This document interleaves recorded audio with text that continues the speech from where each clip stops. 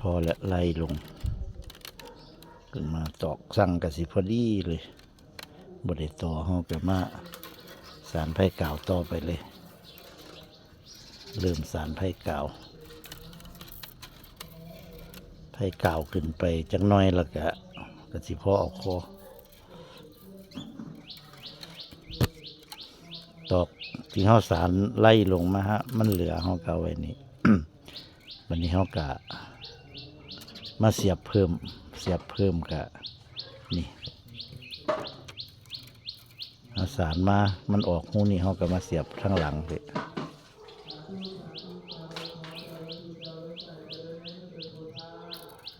นี่เฮามาเสียบข้างหลังนี่แล้วก็จัดเข้าขาม3 รอด 3คือกันนี่เกี่ยวลงมาทั้งพี่นี่แล้วก็เก็บนี่เก็บเสียบเราเดินไปพร้อมเลยนี่เสียบเราเดินไปพร้อมมันจะค่อยบุรุษ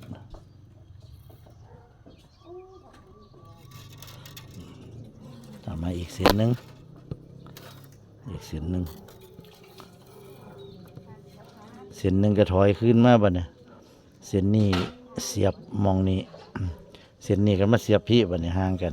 กันไว้2 เส้นเส้นที่2ที่เขาเสียบมันเสียบนี้เส้นที่3เขาก็มาเสียบพี่เสียบข้างหลังห่างกัน2 เส้นแต่ว่าขาม3 รอด 3เดินไปเสียบแล้วก็เดินไปเลยขาม3 รอด 3เดินมาเป็นเส้นกลางเดินต่อกรณีที่เขา ตอกสารเขามันยังเหลือตอกสารเขามันยังเหลือแล้วเขาสารต่อไปเขาเอาตอกมาเพิ่มแล้วก็สารต่อไปเลยสารไผ่กาวแบบนี้มันเวลาเขาเสียบแล้วเขาสารหล่นมันสีบ่ค่อยแล่นออกขันเขาปล่อยมันเบิดสู่เส้นแล้วเขาจะค่อยมาเสียบพร้อมกันทั้ง3 เส้นนี้มันกระสีมีโอกาสหลุดออกได้มันสิหลุดเวลาเขาเริ่มต้นเฮ็ดนะ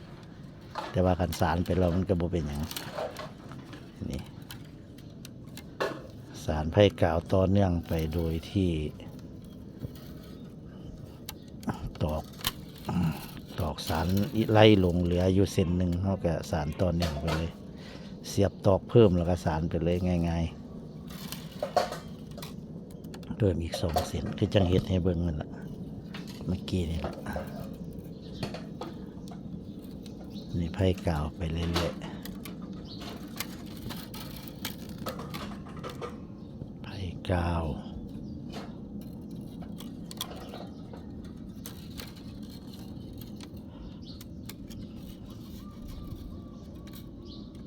มาเป็นเส้นกลางเขาก็มาเดินต่ออีกขาม3 รอด 3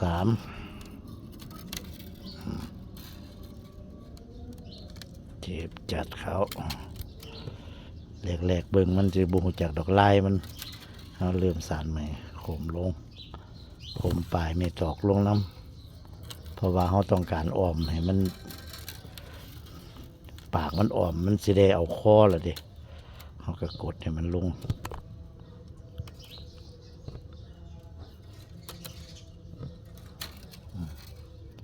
เดินเส้นหลังขาม3 รอด 3มาเป็นเส้นกลาง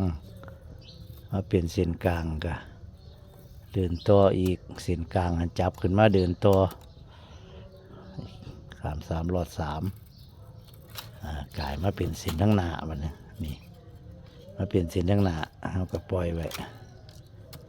เขากลับขึ้นมาเดินเส้นหลังเดินเส้นหลังมาเป็นเส้นกลางแล้วก็เดินต่อมันมาเป็นเส้นหน้า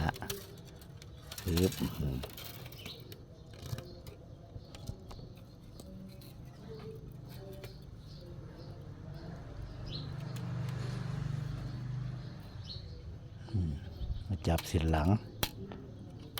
ก็เดินมาเป็นเส้นกลาง เ ส้นกลางก็เดินต่ออีกนี่3หลอด3มา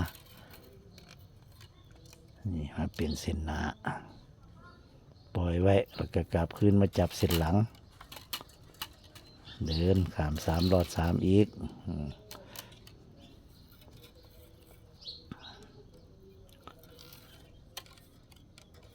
เจ็บ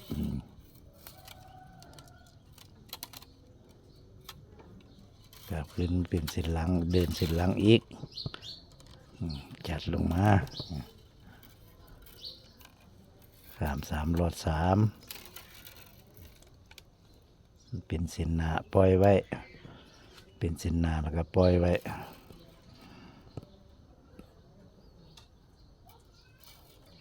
กลับขึ้นมาจับเส้นหลังคือไผ่กาวสำหรับผู้ที่ยังบ่ทัน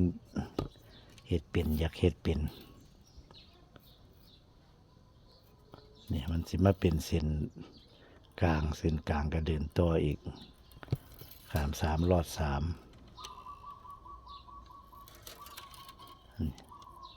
มันสิขามเส้นนี้ออกนี่เส้นนี้สิลงพี่ขามเส้นหนึ่งขามตอกสั่งเส้นหนึ่งคนละอย่างกับปอกหามนสิลงหูเดียวกันเส้นหนึ่งออกเส้นหนึ่งเข้าปอกหาปอก3หรือไผ่กาวนี่มันสิขามกันเส้นหนึ่งขามกันเส้นหนึ่งแบบนี้เส้นนี้ออกนี้เส้นนี้สิลงนี้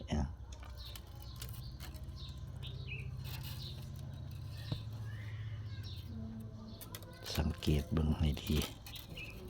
นี่ไผ่กาว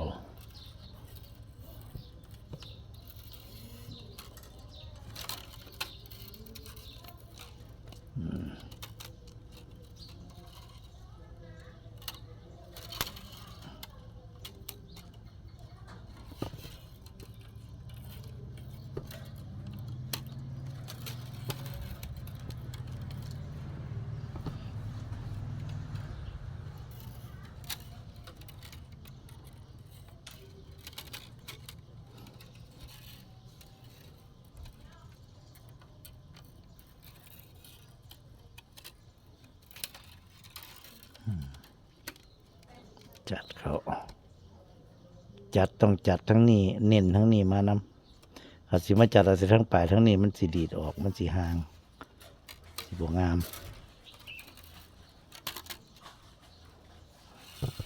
จัดไหลมาแต่ทั้งหลังไปหาทั้งหน้า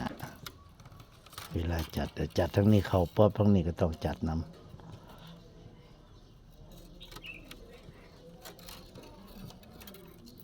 ตอกมันสิบ่ห่างแล้วก็บ่ยาน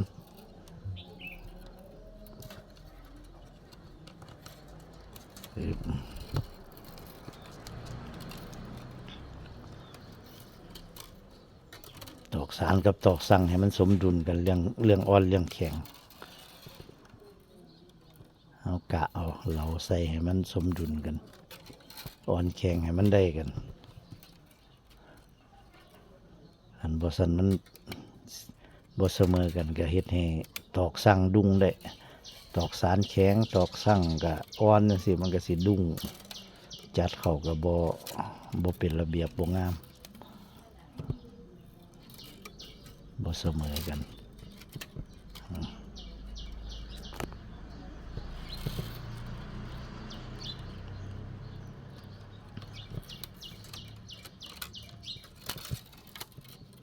กดเข้าไปเขาก็จัดเข้ามาเขากดตัวนี้กดปลายมันลงสิเขาจัดมันก็สิออมไปเรื่อยๆ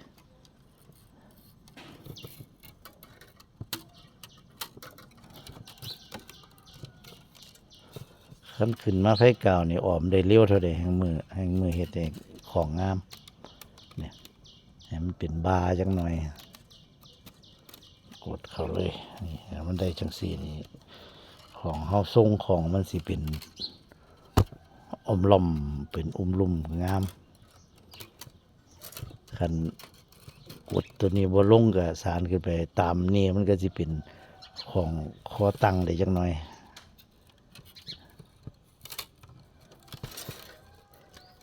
ก็แล้วแต่ผู้มัก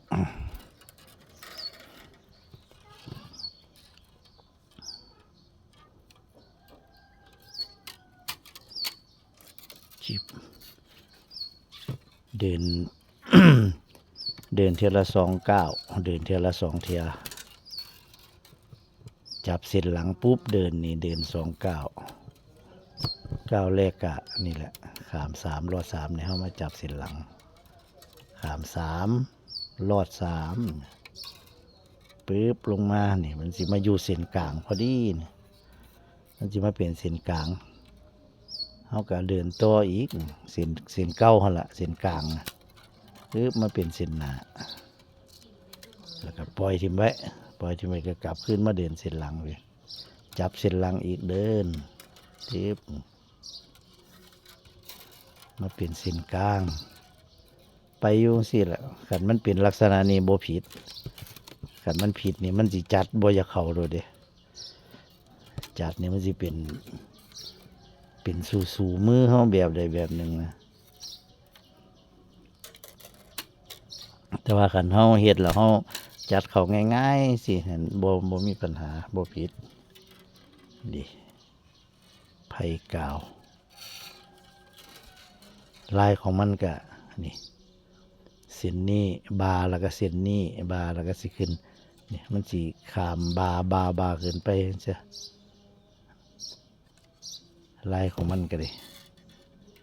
นี่ปึ๊บปั๊บลงมานี่นี่